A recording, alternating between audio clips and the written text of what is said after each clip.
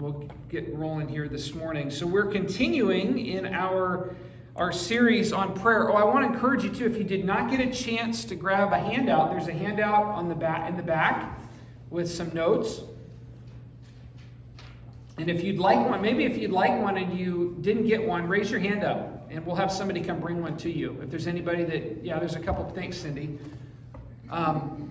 So keep your hand up if you'd like one, and we'll make sure that you get one. But just to kind of help you follow along a little bit with the sermon and some of the notes, some of the things that we're looking at this morning. So again, we're in this sermon series. We've been in this sermon series on prayer, and we've been talking about the foundational nature of prayer, how important prayer is to our existence as human beings, most definitely for those of us that call ourselves followers of Jesus.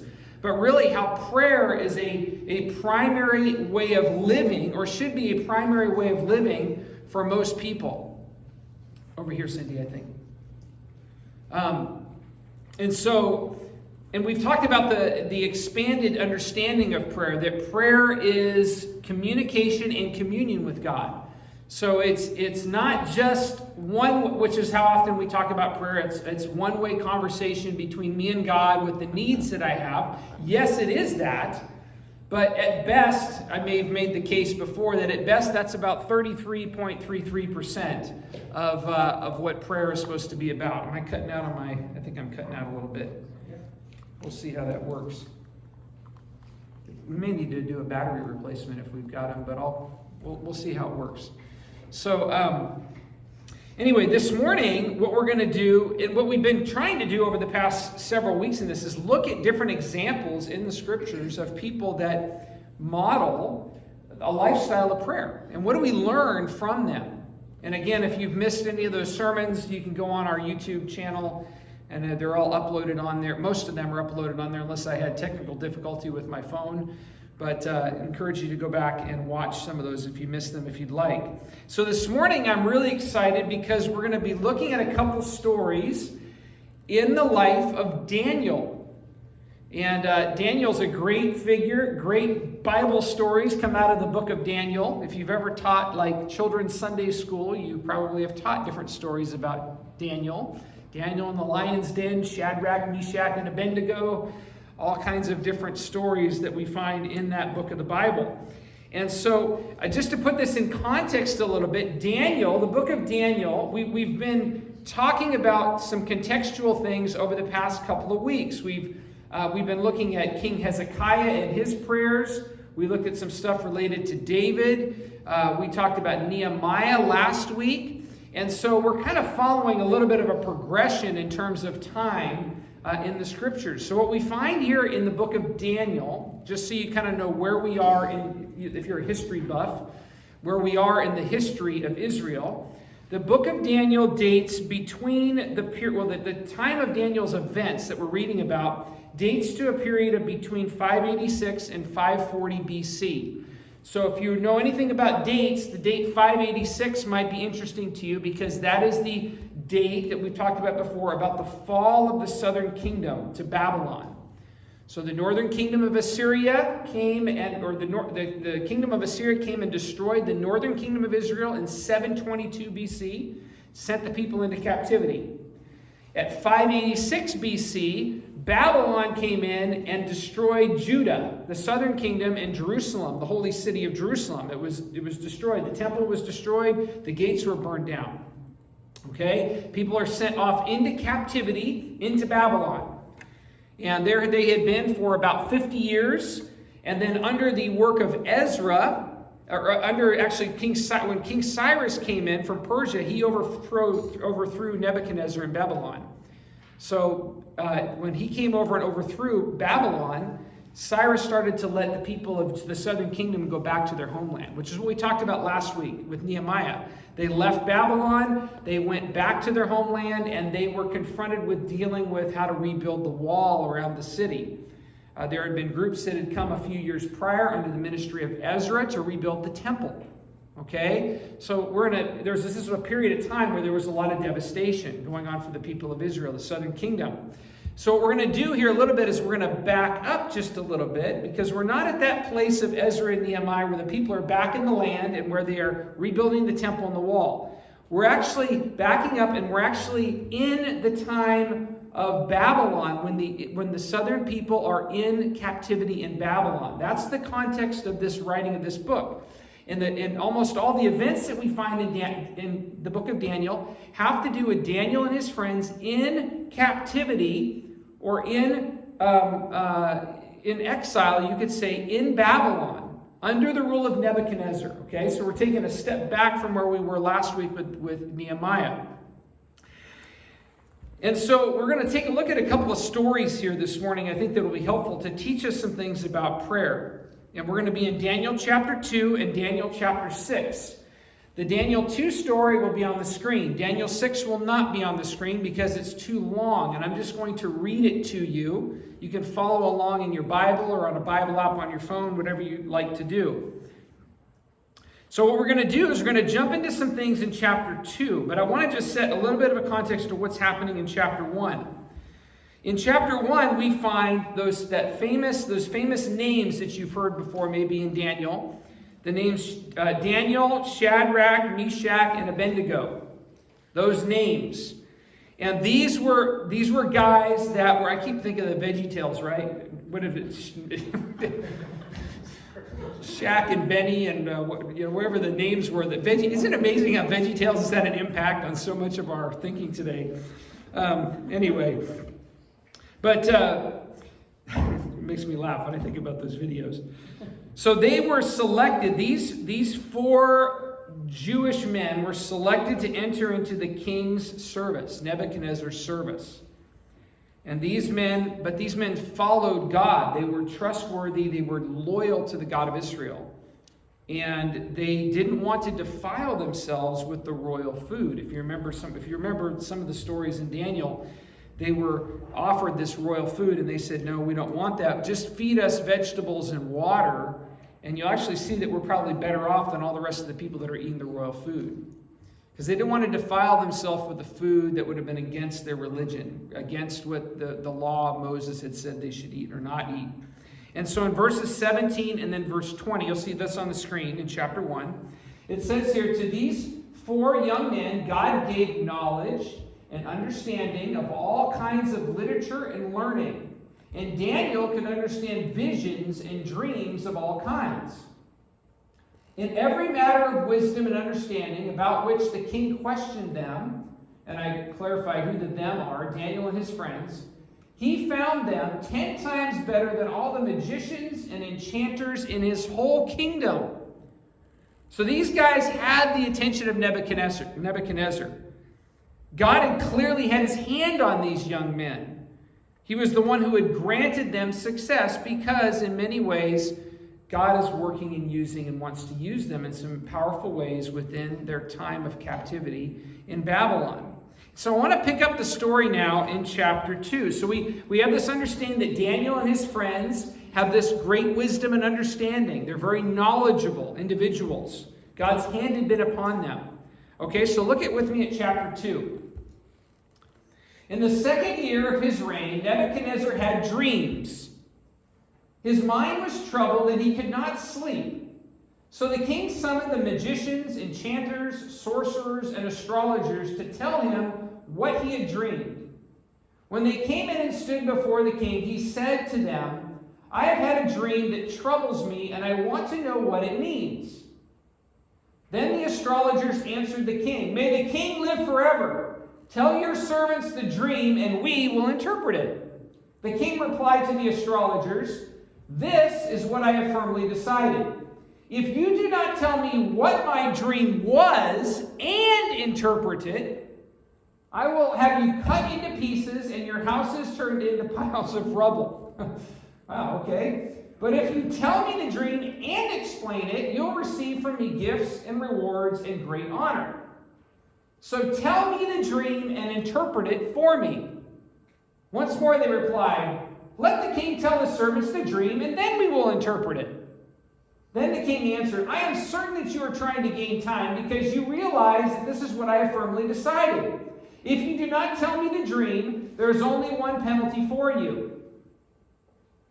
Oh, was that the end of the... Oh, no, go on. I think there's one more slide. That's good. You have conspired to tell me misleading and wicked things, hoping the situation will change. So then, tell me the dream, and I will know that you can interpret it for me. Okay, wow, okay, so he's raised the stakes here. It's not just like, hey, I had this great vision, and this is what it was, and, could you please tell me what this meant? No, the king basically says, no, I want you to tell me what the dream actually was that I had. I'm not going to tell you what it is. You tell me what it was, and then tell me what it means. Talk about how it's very difficult, right? And they recognize this. I mean, what you're asking is crazy.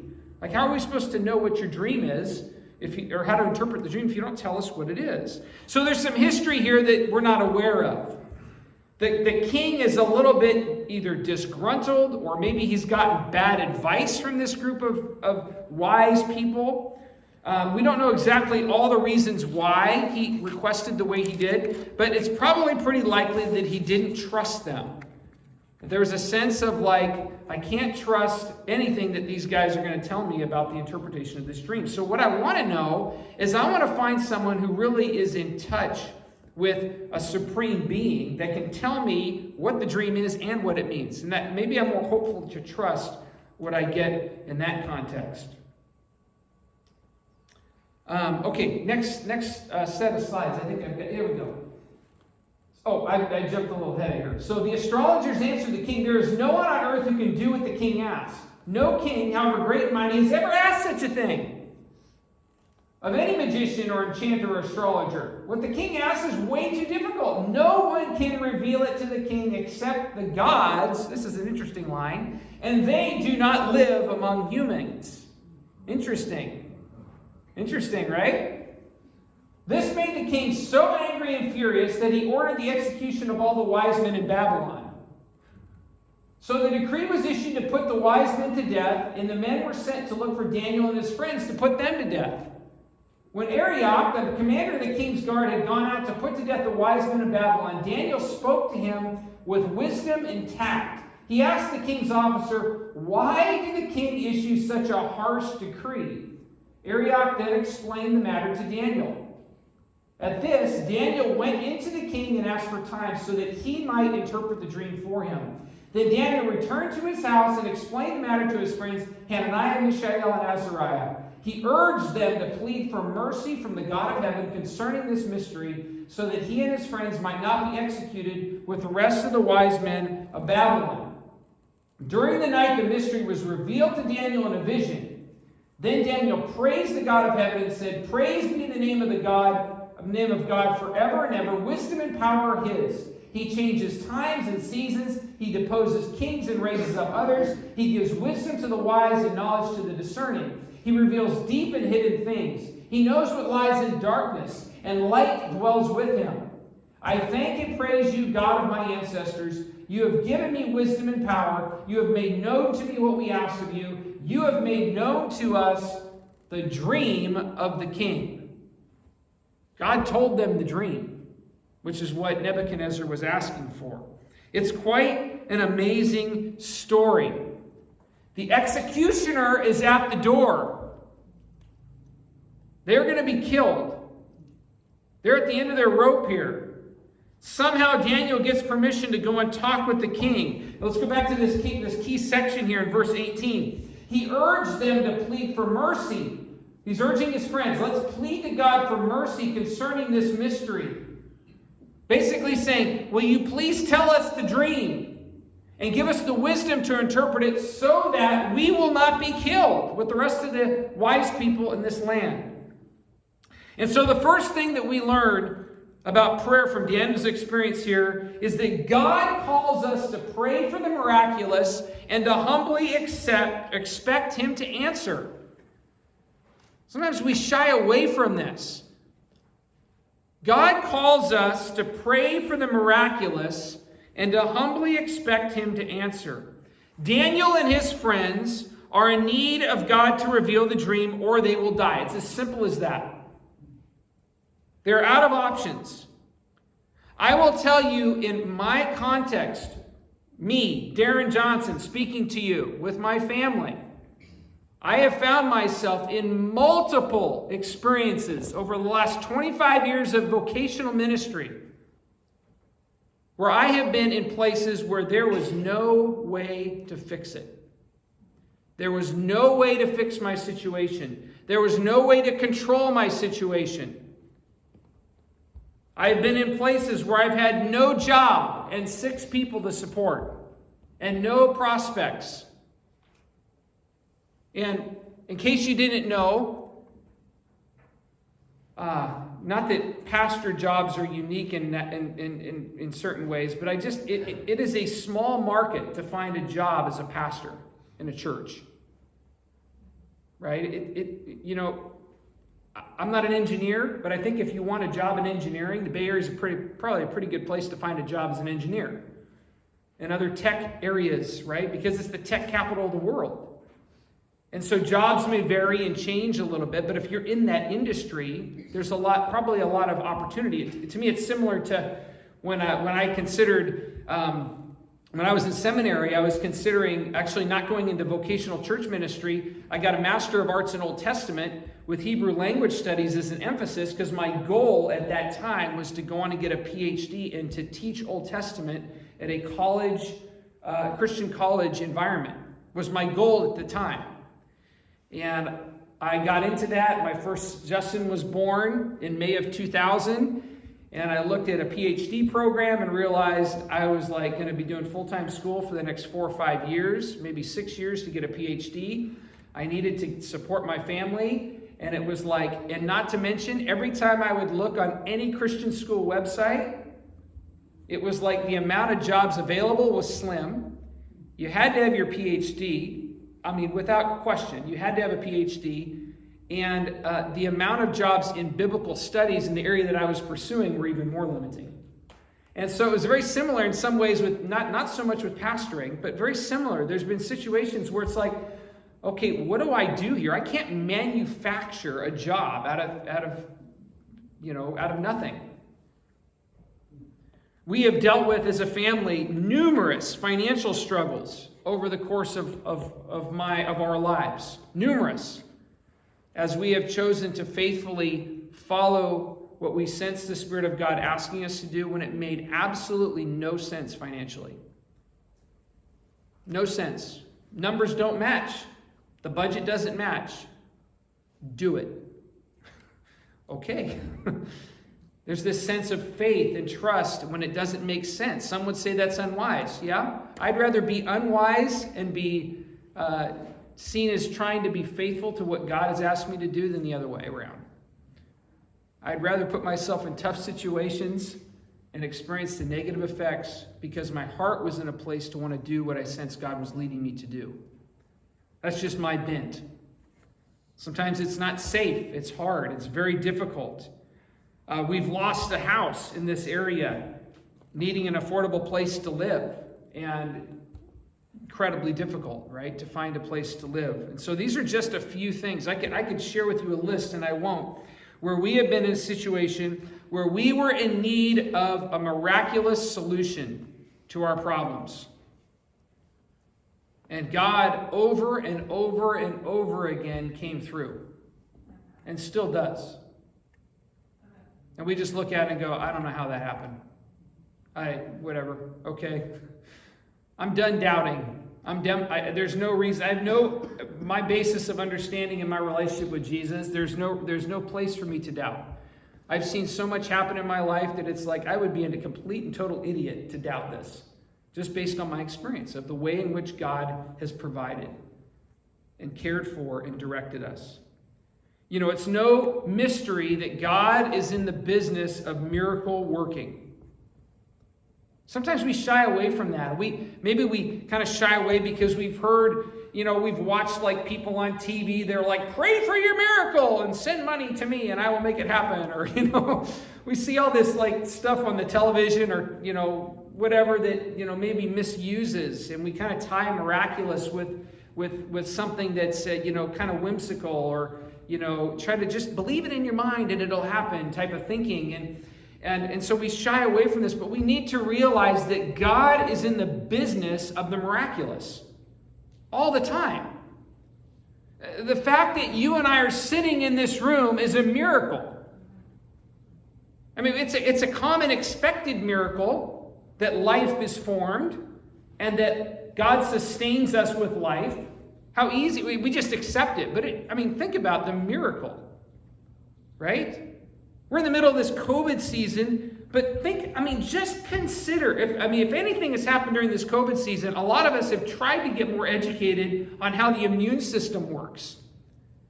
And it's unbelievable. Oh my goodness, I had no idea that how much disease, we're exposed to on a daily basis. Viruses. It's like you're walking through the fog. You ever walk in those through a black light with fog? Think of that. Disease, viruses are all around us, and yet God has built in us this defense system that is always working to attack and to fight and to preserve our health. And when we get sick, we a lot of times get upset. Body aches, and I have a fever, and it's but that's a gift. That's the body doing what the body's supposed to do to keep you from succumbing to the illness.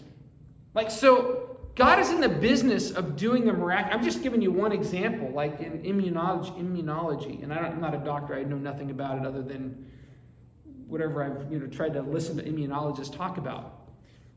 But God is constantly in the business of the miraculous.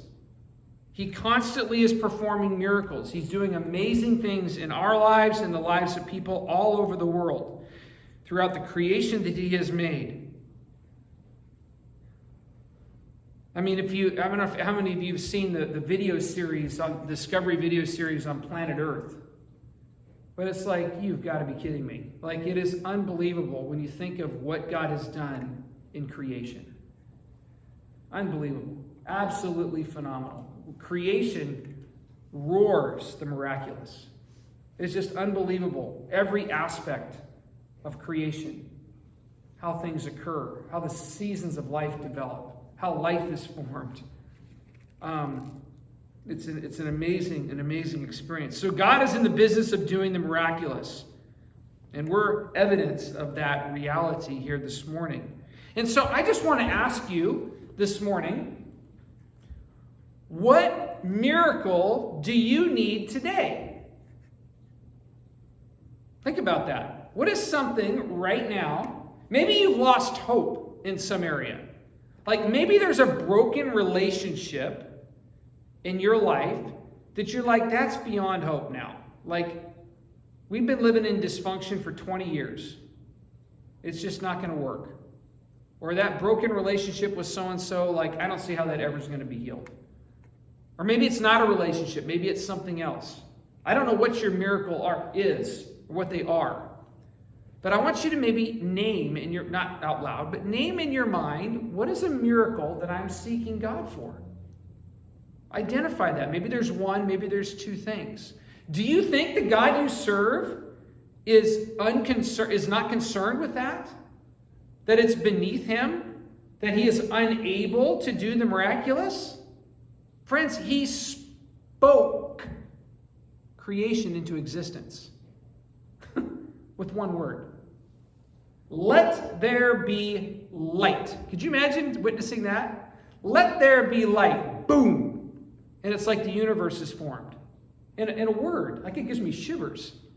God, nothing is too big for God. Nothing is impossible. So, what is your miracle?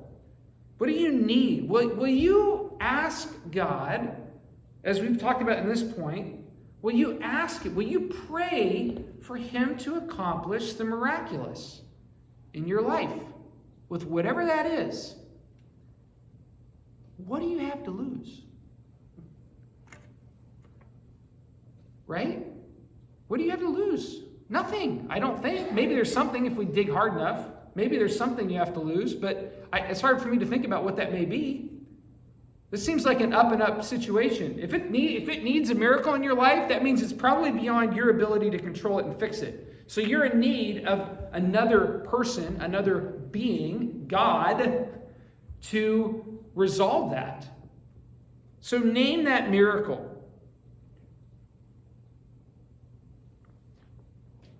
We never know. He may actually perform another miracle based on your request to go with the 1 billion other miracles that he is performing right now as we speak, whether through the natural process of what he created or intimately being involved in individual situations in people's lives all over the world. So I want to just encourage us with that this morning.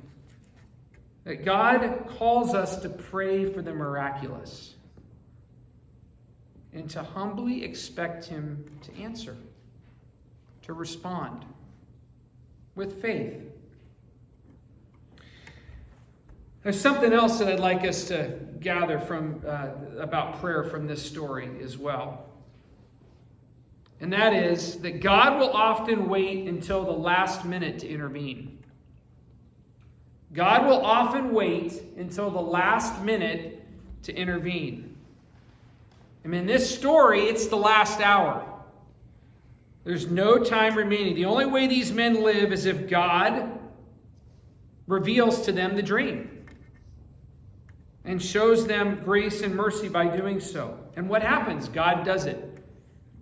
God reveals the dream, reveals the mystery. And then as we see later, gives Daniel the wisdom to know how to interpret the dream. It's almost like that was the easy part. Interpreting it was the easy part. God revealed what dream Nebuchadnezzar had. And these sort of experiences are littered throughout the scriptures. God being the God of the last minute.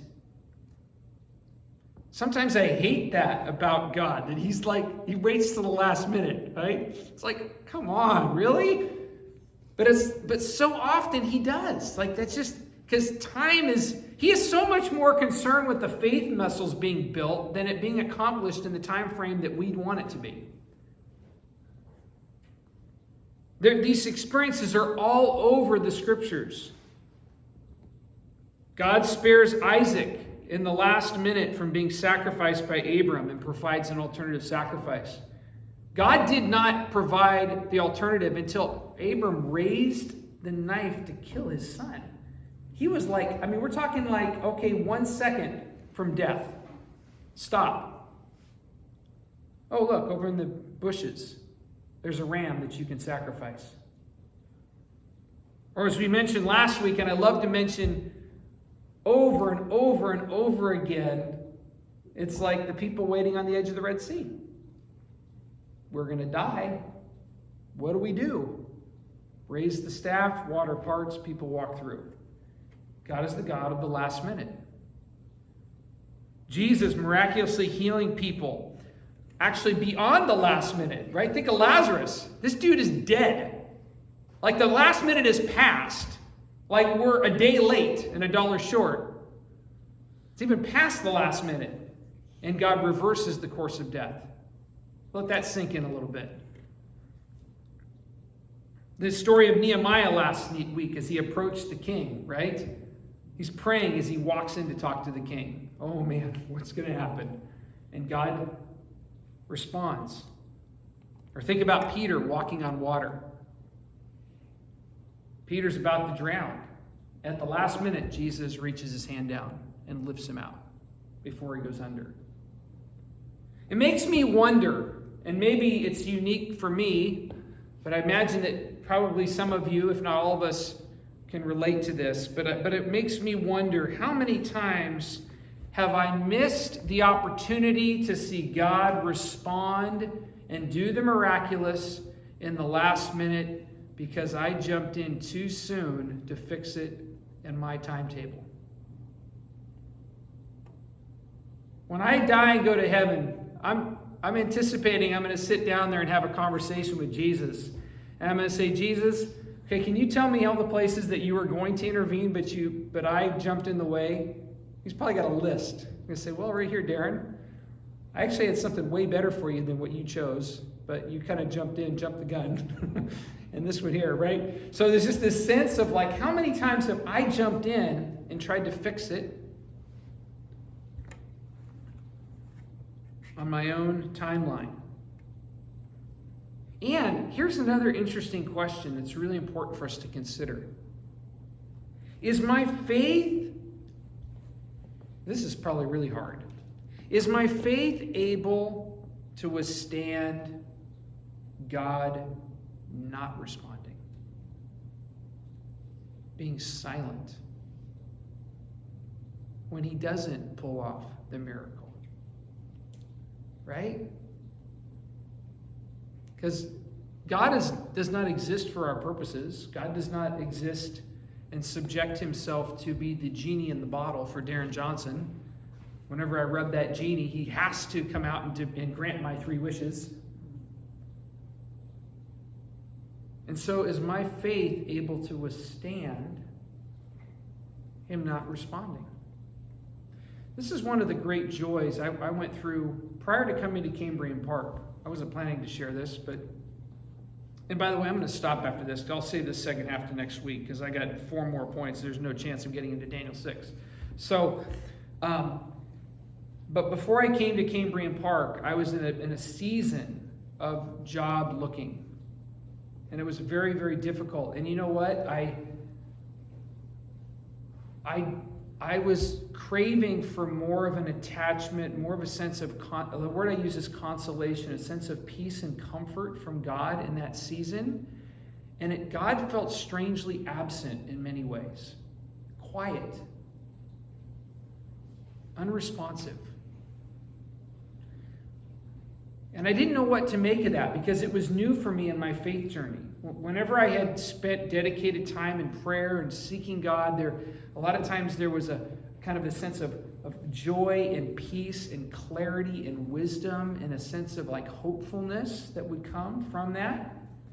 And in this season, a lot of that was absent. It felt very dry. It felt very dark in some ways.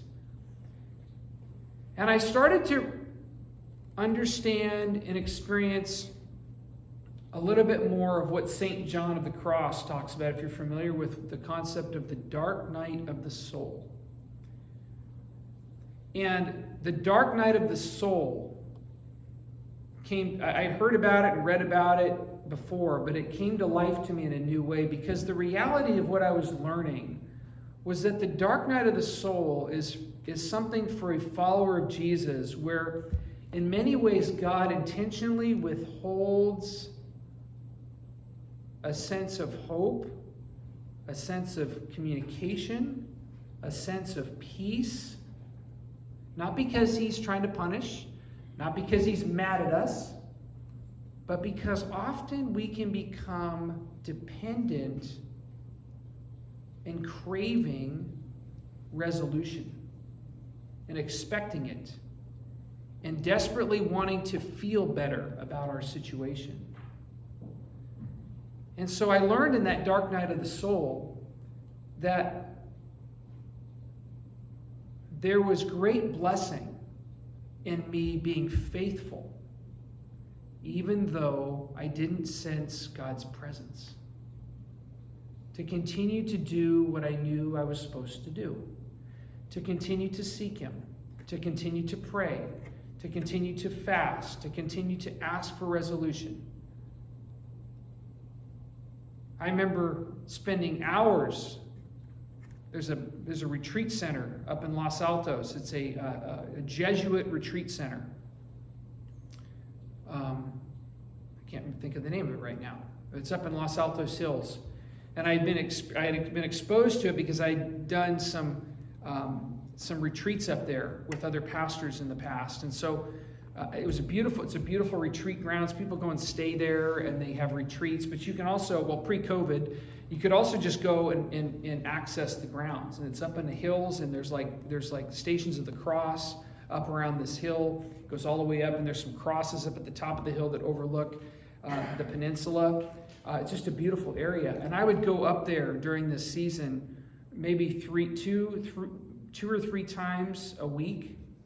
That was my work during my season of waiting, was to go and just spend the day praying up there and sitting. There's a bench that I would sit on. And I would go up there day after day after day. And sometimes I'd listen to worship music. Sometimes I would read my Bible. Sometimes I would just sit there and I would ask God to speak, and I would pay attention and try to pay attention to what's going on around me and pay attention as God's saying something to me in his still small voice inside of me, and journaling that down and writing it down. But there's so many times that I went up there and I came back and I was like, I just still feel empty. I just didn't get anything from that. And that was part of the process of where God was teaching me, Darren, you don't have to get anything from it. Maybe that's part of your problem. There doesn't always have to be a feel-good result to your faithfulness. And so I learned in that time, in that place, I wasn't really planning on sharing that, but in that time, in that place, the value of being faithful, being dependent, trusting in the goodness of God, even when we don't always feel it. When we don't get the answers resolved in the quickness, time factor that we're looking for. And God will often wait again to resolve things and to work in the last minute. And sometimes things fall through and things fail. And things get worse. But does my faith, do I have the legs of faith enough to sustain disappointment? I think that's an important thing for all of us as followers of Jesus to evaluate. God is good. He is always good. He is always loving. He cares for us deeply. And as any good parent, he will respond and do things sometimes in ways that we don't understand. But he looks to us and he says, hey, Darren, do you trust me? If I hope you trust me. Just trust me in this. Oh, and by the way, it's going to feel pretty crummy for a while. Or it's going to be really hard. But in the long run, your faith muscles, your trust muscles in me are going to be strengthened in such a way that you can be a blessing to others. Because that's what God cares the most about. How is your life being transformed? How are you living to be a blessing to those around you? He's maybe not as concerned with all the temporary things that he is concerned about livelihood and physical health and job and finances and a place to live. Those things are concerning to God, but they're not the most important. The most important is your development. Your development as a fully devoted follower of Jesus, one that is learning to live and to die into that reality. To be the people that God has always created us to be. People that live with extremely laser-guided focus in faith and trust in God. Where he is in control of all things of our lives. That we worship him with everything. That we give him everything. That we live in loving obedience with him each and every day. Jesus, we thank you for this great day that you have blessed us with. And thank you for Daniel and the things that we learn here in this chapter 2 of Daniel. Things we can learn about prayer. Seeking you with the miraculous and also recognizing the reality that many times you do not operate on our timetable. And that you come through sometimes at the last minute. Sometimes you answer our prayers in ways that we weren't even asked. I didn't ask for you to answer the prayer that way, and you seem to answer it in a way that you think is better and know that is better. And call us to catch up with you, to gain faith and trust in your decisions. And this is so hard for us as people because we want to call the shots, we want to be autonomous, we want to feel safer because we can make decisions and we kind of know the outcomes. But we really do want to live in this place of deeper dependency upon you. So we ask that you continue to develop our faith muscles in that way. In Jesus' name, amen. All right.